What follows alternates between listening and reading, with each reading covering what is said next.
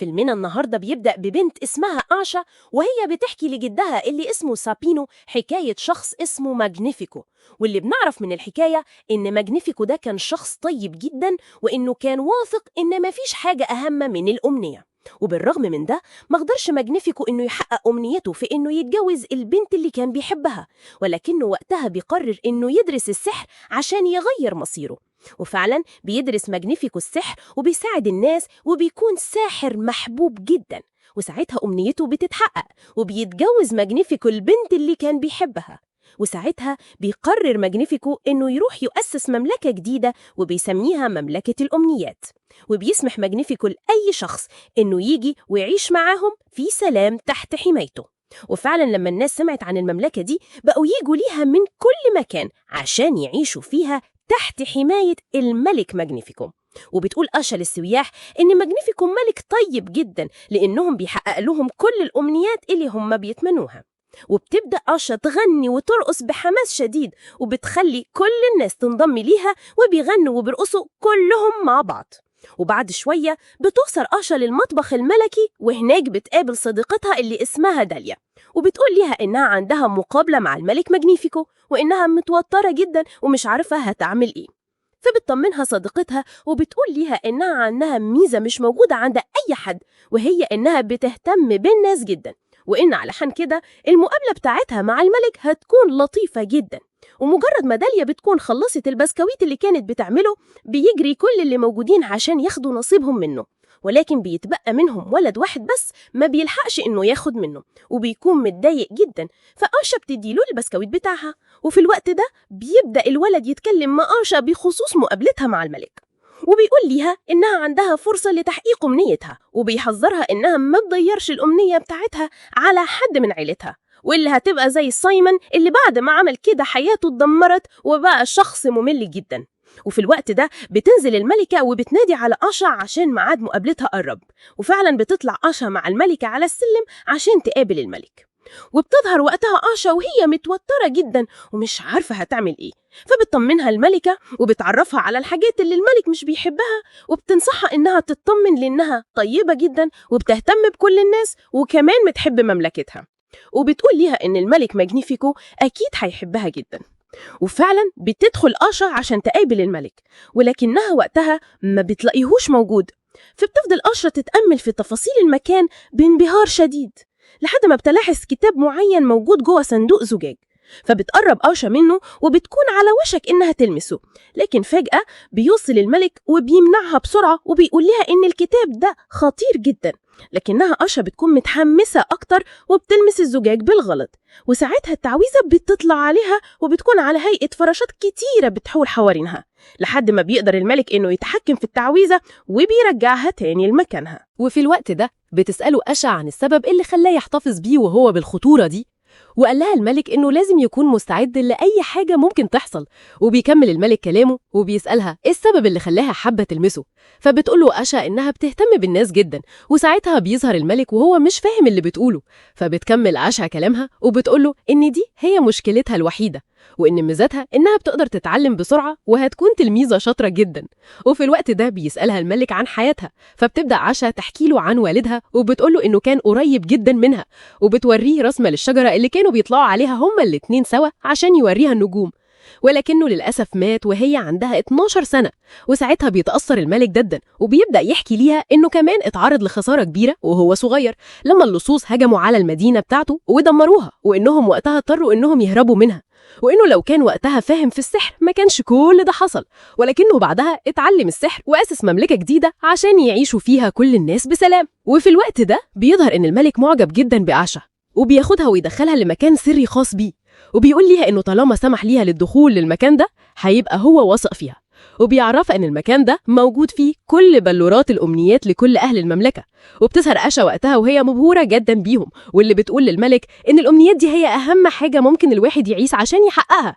وساعتها بيرد الملك عليها وبيأكد كلامها وبيقول ليها إن الأمنيات دي مش مجرد رغبات، وإن هي جزء من قلوبنا والسبب اللي بنعيش عشانه. وبيكمل الملك وبيقول إن هو هيعمل كل اللي يقدر عليه عشان يحميهم، وبيبدأ الملك إنه يحرك فيهم كلهم.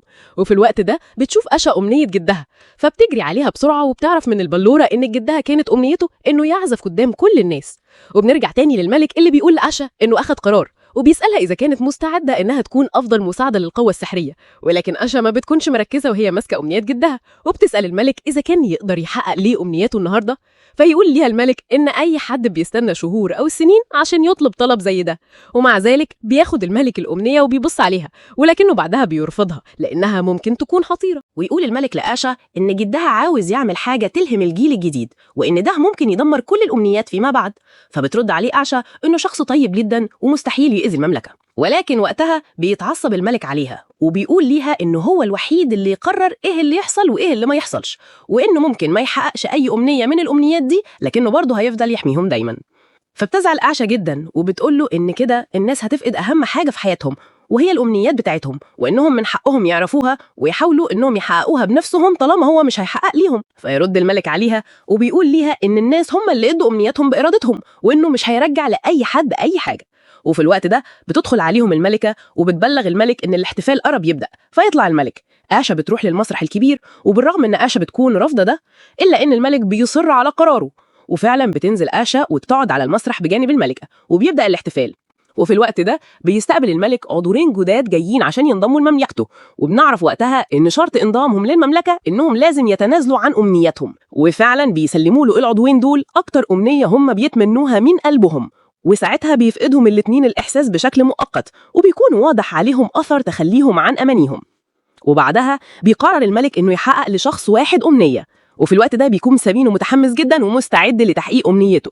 ولكن للأسف بيختار الملك بنت اسمها تانيا، واللي بيكون حلمها إنها تكون خياطة، وفعلا بيحقق لها الملك حلمها. وفي نهاية الاحتفال بيروح الملك لآشا وبيقول لها مش هيعرض عليها إنها تكون المتدربة بتاعته، وإنه هيفضل دايما محتفظ بأمنياتها ومش هيحققها أبدا. وقتها بتظهر الملكة وهي مش فاهمة اللي بيحصل، ولكنها بتسيب آشا وبتمشي ورا. ومن ناحية تانية بنشوف آشا بعد ما بتروح البيت وبتظهر وهي حزينة جدا، واللي بتروح تقول لجدها إن أمنيتها مش هتتحقق لأن الملك قال عليها إنها أمنية خطيرة، بالرغم إنها أمنية جميلة جدا. وبتكون آشا عاوزة تقول لجدها عليها، ولكن وقتها جدها بيتضايق جدا وبيرفض، وبيقول ليها إن طالما الملك قال عنها خطر يبقى ما تقولوش عليها. وساعتها آشا بتزعل غيب وبتكون عاوزة تعترف له، لكن جدها بيتعصب جدا عليها وبيطير من على الأكل، وبيتهمها إنها عاوزة تموته، لأنه حتى بعد ما يعرف الأمنية دي مش هيعرف يحققها لأن الملك رفض ده. فبتزعل آشا جدا من رد جدها وبتسيبه وبتجري، وبتكونش فاهمة هو ليه اتصرف معاها كده بالرغم إنها كانت عاوزة تساعده. وبعد شوية بتهدى آشا، وأثناء ما هي بتتمشى في الشارع بتشوف المملكة وبتفضل تتخيل أمنياتهم البسيطة. وفي وقتها بتفهم إنهم عايشين تحت حكم ملك ديكتاتوري هو اللي بيقرر إيه اللي يحصل وإيه اللي ما يحصلش، وإنه محتفظ بالأمنيات عشان يتحكم فيهم.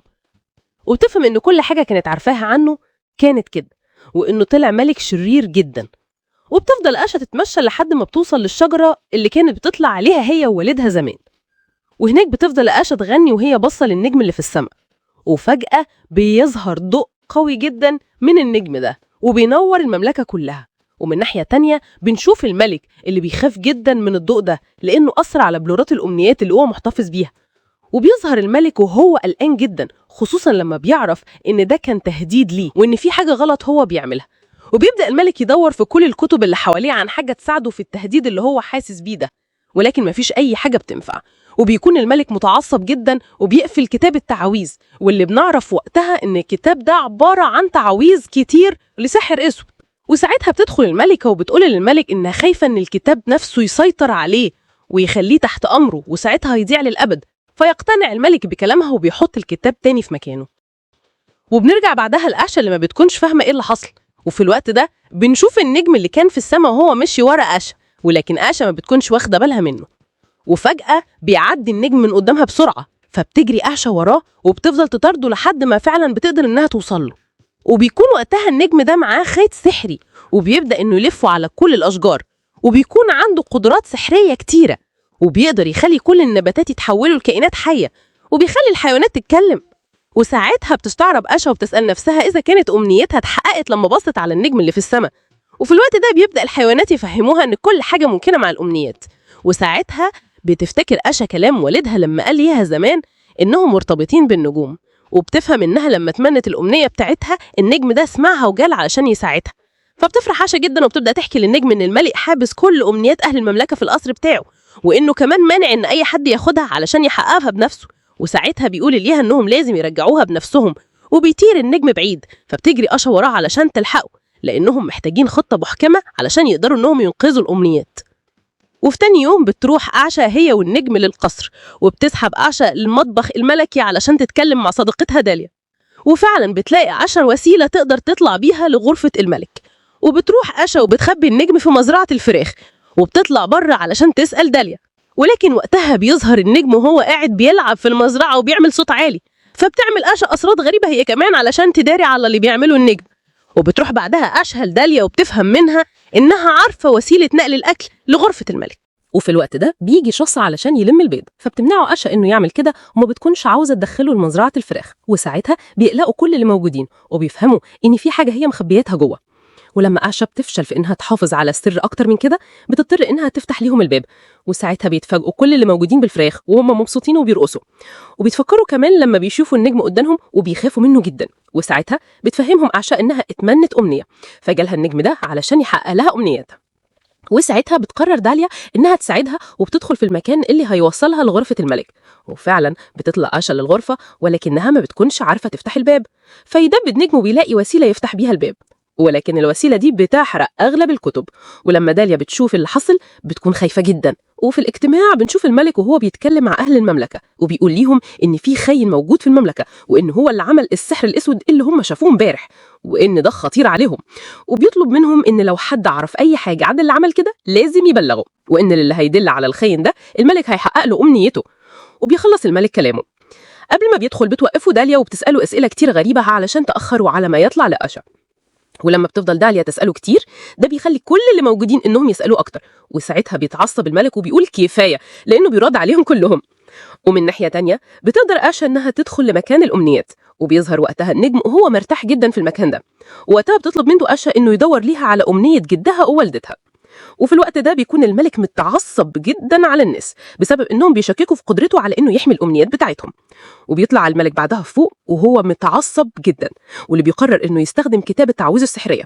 وفي الوقت ده بتكون آشا أخدت أمنية جدها وبتهرب من الملك، وبتشوفه وهو بيتحول لشخص شرير، وبتفهم إن الكتاب ده بدأ يأثر عليه. وساعتها بينزل الملك لمكان سري علشان يستخدم الكتاب، فبتهرب آشا بسرعة وبتجري لحد ما بتوصل للبيت وبتدي لجدها أمنيته. وساعتها بتبدأ الأمنية بتكون تاني، ولكن فجأة بيقتحم الملك المكان وبيكون عارف بخصوص النجم وإن آشا هي السبب فيه. وبيدخل عليها الملك وبيسألها على النجم، ولكن آشا ما بترضاش تقول له أي حاجة عنه. فيطلع الملك أمنية والدتها وبيكسرها قدامها، وساعتها بيجي له قوة رهيبة وبيفرح جدا وبيضحك على نفسه وبيقول إن طول الوقت اللي فات ده كان بيحاول إنه يحمي الأمنيات، وإنه ما كانش يعرف إنها كانت ممكن تديله قوة رهيبة زي دي. وفي الوقت ده بيظهر النجم قدام الملك علشان يواجهه، ولما بيجي الملك علشان ياخده بتوقع آشا دولاب على الملك وبتاخد والدتها وجدها وبتهرب بسرعة بالخيول لحد ما بيوصلوا للبحيرة. وهناك بيركبوا مركب وبينطلعوا بعيد عن المملكة عشان يكونوا بخير. وفي الوقت ده بتحس آشا بالذنب بسبب كل اللي حصل، وإنها كانت السبب في إذية كل أهل المملكة. ولكن وقتها أهلها بيهونوا عليها وبيقولوا ليها إنها كانت بتحاول تحقق ليهم أمنياتهم، وإن الغلط كان على الملك مش عليها. وساعتها بتتشد إنها لازم تواجه الملك علشان تنقذ كل الأمنيات. وبتنطلع بسرعة وبترجع تاني للمملكة علشان تنهي اللي هي بدأته. ومن ناحية تانية بنشوف الملك وهو بيبحث عن تعويذة شريرة علشان يصنع بيها رمح قوي بعد ما دمر 3 أمنيات تانية علشان ياخد قوة أكتر. وساعتها بتشوفه الملكة وبتكون عاوزة توقفه، لكن الملك بيهددها إنه لو شك إنها خيانة للمملكة هيقتلها.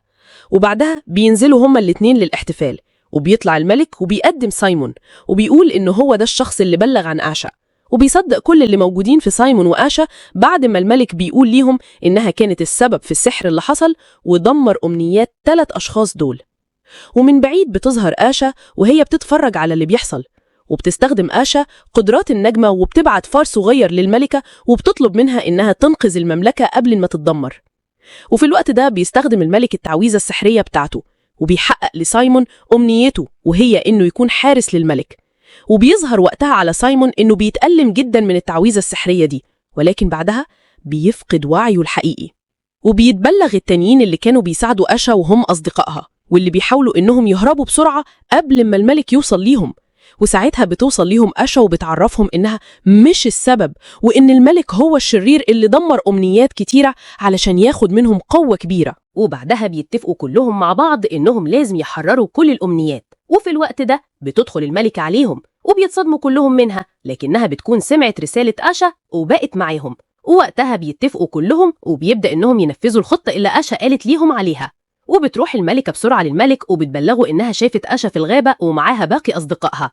ووقتها بنشوف الملك اللي قدر إنه يدمر أمنيات أكتر علشان يستولى منهم على طاقة كبيرة. وبيجري الملك بسرعة علشان يمسك أشا ويدمرها وياخد النجم منها. وساعتها بنكتشف إن الملكة كانت مخبية كلهم في المكان اللي بيطلعوا منه الأكل. وبنشوف أشا وهي في الغابة واللي بتودع النجم علشان ده هيوزع كل الأمنيات على الناس. وقبل ما النجم يمشي بيسيب ليها عصاية سحرية واللي بيطلع منها ألعاب نارية غصب عنها لأنها ما بتكونش عارفة إزاي تستخدمها. وفي الوقت ده بيشوف الملك الألعاب النارية اللي في السماء وبيعرف مكانها وبيقدر إنه يوصل ليها، وبيطير في كل مكان لحد ما بيقدر إنه يوقعها في الأرض وبيكسر العصاية بتاعتها. ومن ناحية تانية بيكونوا أصدقاء أشا قدروا إنهم يفتحوا القبة الحديدية وبيحرقوا كل الأمنيات. ولكن فجأة بيتحول الملك اللي مع أشا لشكل سايمون، وبكده بنفهم إن الملك لسه موجود في القلعة وإنه بكده هيقدر يسيطر على النجم. وفجأة بيظهر دب وبيهجم على سايمون، وده بيسمح لأشا إنها تهرب بسرعة علشان تنقذ النجم. وفي الوقت ده بنشوف جد أشا لما بيشوف إن خطته نجحت في إنها تحرر الأمنيات، فيقرر وقتها جد أشا إنه يرجع تاني للمملكة. وبنروح بعدها للنجم اللي بيكون فرحان جدا والأمنيات بتتحرك، ولكن فجأة بيظهر ليه الملك وبيحس بالأمنيات وبيستخدم قوته وبينزل كل الأمنيات على الأرض وبيسحب النجم للرمح بتاعه اللي بيديله قوة أكبر بكتير. وبيروح الملك وبيمسك أشا وبيضربها، بيفرض حظر على كل الناس وبيمنع من إنهم يتحركوا. وبيفضل الملك يضرب أشا وبيرميها بعيد. وساعتها بتتأثر أشا جدا وبتعيط وبتقول إنهم كلهم نجوم، وبتفهم وقتها إنهم لازم يتحدوا كلهم علشان يقدروا يهزموا. ووقتها بيفضل الملك يهاجمها وبيضعف أكتر، لكن أشا مش بترضى إنها تستسلم وبتكون لسه مصممة على الانتصار. وفجأة بيتحدوا كل أهل المملكة وبيفضلوا يغنوا معاها، وساعتها بيخاف الملك جدا من اتحادهم ده وبيحاول يهجم عليهم كلهم، ولكنه بعدها بيحس إنه بدأ يضعف. وفعلا بسبب اتحاد أهل المملكة مع بعض بيتحرر النجمة وبتتحرر كل الأمنيات اللي الملك دمرها قبل كده وبترجع تاني، وبتبدأ كل الأمنيات تطير زي ما كانت. وساعتها بتطلع الجوهرة اللي في الرمح تضيء بشدة وبتسيح بسحرها. وساعتها بيروح النجم وبيلف حوالين الأمنيات وبيرجعها لأصحابها من جديد، وبيكونوا كل أهل المملكة فرحانين لأنهم أخيراً هيقدروا ينقذوا الأمنيات بتاعتهم. ولما بتنزل آشا بتشوف إن والدتها أخدت الأمنية بتاعتها وبتحضر وبتنظف ليهم كل اللي موجودين. ومن ناحية تانية بنشوف الملكة اللي بتلاقي الملك وهو بيحاول إنه يكلمها من الجوهرة واللي بيطلب منها إنها تخرجه، ولكن الملكة بترفض وبتخلي الحراس يرموه في السجن. وبعد شوية بيروح سايمون وبيعتذر لآشا عن اللي هو عمله، وبيقول ليها إنه كان أناني وعايز يحقق أمنيته بأي شكل، ولكنه نادم على ده. وبيطلب سايمون من آشا إنها تسامحه، وفعلا بتسامحه آشا. وبيظهر كل أهل المملكة وهم فرحانين جدا، وبنشوف بعدها الملكة وهي بتساعدهم على تحقيق أمنياتهم. ما تنسوش تعملوا سبسكرايب لقناة موفي تونز. وبس كده، سلام.